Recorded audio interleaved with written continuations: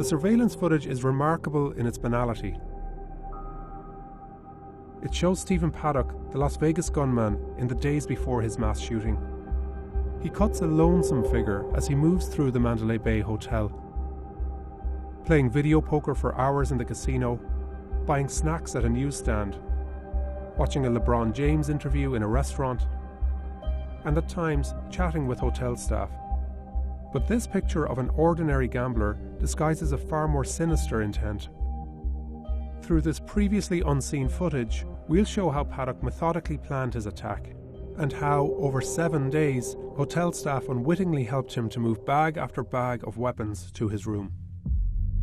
The videos, obtained exclusively by the New York Times from MGM Resorts, begin on Monday, September 25th. At the VIP counter, he checks into a suite on the 32nd floor and books an adjoining room which he will check into 4 days later.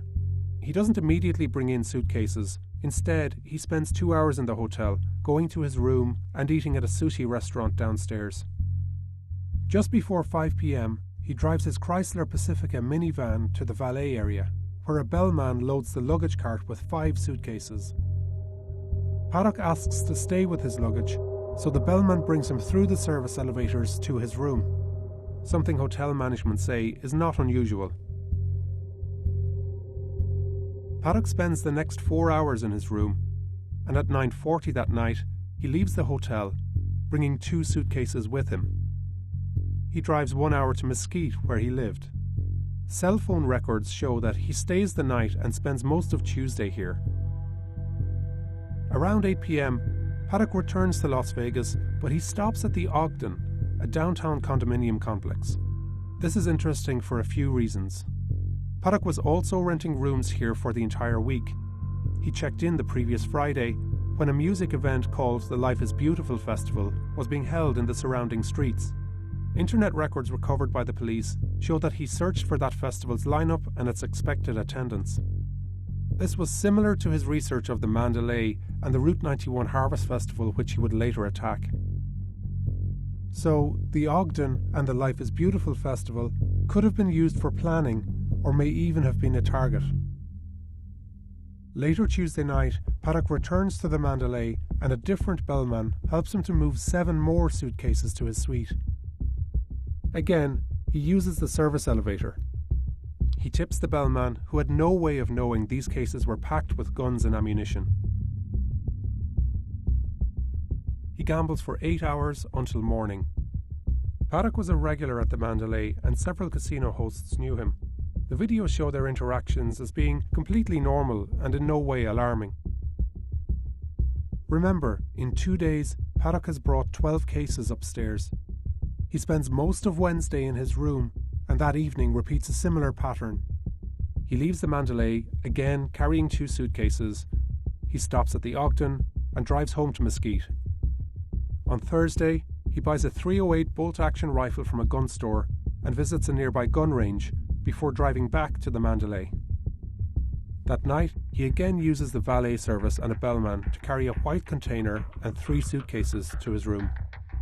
His arsenal of weapons is growing. Again, he gambles through the night. It's now Friday, and at 8 p.m, the Route 91 Harvest Festival will open in the fairgrounds across from the Mandalay. Paddock stays in his room until around 3 p.m, and uses his laptop while the suite is cleaned. He checks into the adjoining room, 134, using the name of his girlfriend, Marilou Danley. He also tells cleaning staff to leave behind the food service cart. 2 days later, Paddock would use this and one other service cart to create a surveillance ring during his attack. Overnight, he makes a brief trip to Mesquite, arriving back at the Mandalay at 6 a.m. with 2 more suitcases. Soon after noon on Saturday, he places Do Not Disturb signs on both room doors. He declines housekeeping. He takes an elevator to the valet area and sits, waiting for his car. He carries 2 more bags to his room. He gambles some more, and that night he makes a final trip to Mesquite, returning to the Mandalay at 3 a.m. on Sunday morning. He gambles through the night in the high-limit slot area. and returns to his room at 7:37 a.m. It's 12:16 p.m. when we see Paddock going back to the parking garage. The guests exiting the elevator have no idea that in 10 hours this unremarkable figure would commit the worst mass shooting in modern American history. He returns from his car, bringing 2 suitcases and a smaller bag inside. Since Monday, he has brought at least 21 cases, 2 smaller bags, a laptop bag and a container to his room. This is the last time we see Paddock, arriving at the 32nd floor. Through the day, he opens, closes and locks both rooms repeatedly. At 36 minutes after 9, he locks the deadbolt to room 135 for the last time. 4 minutes later, Jason Aldean, who is headlining the Route 91 festival, begins his act. Paddock then turns the deadbolt to room 134. At 10:05, his shooting rampage begins. In under 10 minutes, he would kill 58 people and injure over 700 before taking his own life. He had amassed 23 guns and thousands of rounds of ammunition. Almost 6 months since the attack, Paddock's motive remains unknown.